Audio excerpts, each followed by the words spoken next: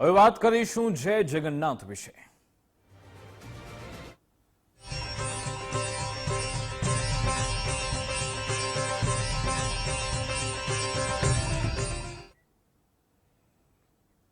અમદાવાદમાં 22 જૂને ભગવાન જગન્નાથજીની જળ યાત્રા યોજાશે। જળ યાત્રાને લઈ જગન્નાથ મંદિર પરિસરમાં તૈયારીઓ શરૂ થઈ ચૂકી છે। જળ માટે મંદિર પરિસરમાં કળશ લાવવામાં આવ્યા। ભગવાન જગન્નાથજીને ગજવેશનો શણગાર કરાશે। 108 કળશમાં પવિત્ર સાબરમતી નદીનું જળ જગન્નાથ મંદિર લાવવામાં આવશે। પવિત્ર જળથી ભગવાનનો મહાભિષેક કરાશે। જળયાત્રા પહેલા ભક્તો ભગવાન જગન્નાથજીના દર્શન કરવા પહોંચ્યા હતા।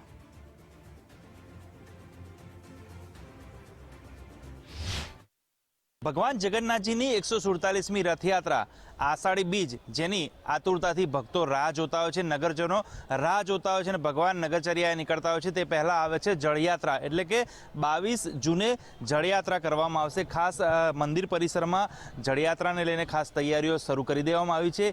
108 કળશથી જે જળયાત્રામાં જળ ભરવામાં આવે છે ને ત્યારબાદ ભગવાનને આ જળથી અભિષેક કરવામાં આવે છે। ખાસ આ જ્યારે જળયાત્રા નીકળે છે ત્યારે રંગે ચંગે ભક્તો જળયાત્રામાં જોડાય છે। ખાસ રથયાત્રાનો સમય હવે ટૂંક સમયમાં નજીક આવી રહ્યો છે। અષાઢી બીજ એટલે કે રથયાત્રા, નગરજનો ખૂબ આ દિવસની રાહ જોતા હોય છે। કેવો માહોલ, શું કહેશો? બહુ સરસ છે, જય જગન્નાથ।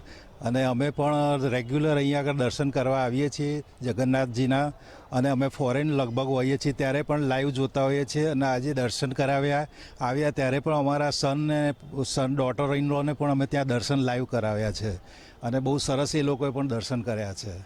ખાસ અષાઢી બીજ 7 જુલાઈએ છે, કેવો ઉત્સાહ, કેવો ભગવાન પ્રત્યે કેવી રુચિ, શું કહેશો, કેવો માહોલ? બહુ સરસ, અમને કાયમ માટે ભગવાનનામાં બહુ જ ઈચ્છા। અને જળયાત્રા પૂર્વે આજે દર્શન કરવા આવ્યા। લગભગ સરસપુર મોસાળમાં જાય પહેલાં કાયમ દર્શન કરવા આવ્યા છીએ। આ વખત જળયાત્રા પૂર્વે આવ્યા છીએ અને બહુ સરસ ધન્યતા અનુભવી, બહુ સરસ દર્શન થયા। બા, કેટલા વર્ષોથી તમે આવો છો, કેવી અનુભૂતિ થાય છે જ્યારે રથયાત્રા આવે, શું કહેશો? રથયાત્રા આવે એટલે અનુભૂતિ તો એકદમ આનંદમય હોઈએ છીએ અમે। અને બીજું કે વર્ષોથી આવીએ છીએ એટલે વર્ષોની ગણતરી તો અમે નથી કરતા, કારણ કે ભગવાન પાસે આવવાનું હોય છે।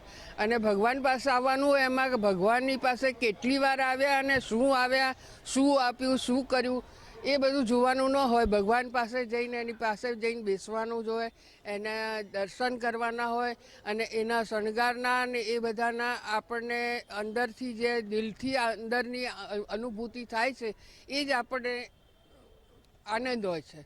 બસ એ જ, બીજું તો શું, સરસથી દર્શન કરીએ છીએ। દર વખતે આવીએ છીએ અને ભગવાનના દર્શન કરી એમના ચરણોમાં માથું નમાવી અને એમ થાય કે ચલો અહીંયા જ રહીએ, જવાનું મન થતું નથી હોતું।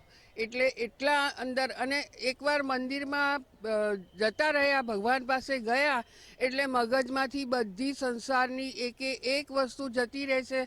એકદમ મગજને શાંતિ થઈ જાય છે અને ભગવાનમય આપણું દિલ થઈ જાય છે, મન થઈ જાય છે। એટલો આનંદ થાય છે, સખત આનંદની અનુભૂતિ થાય છે।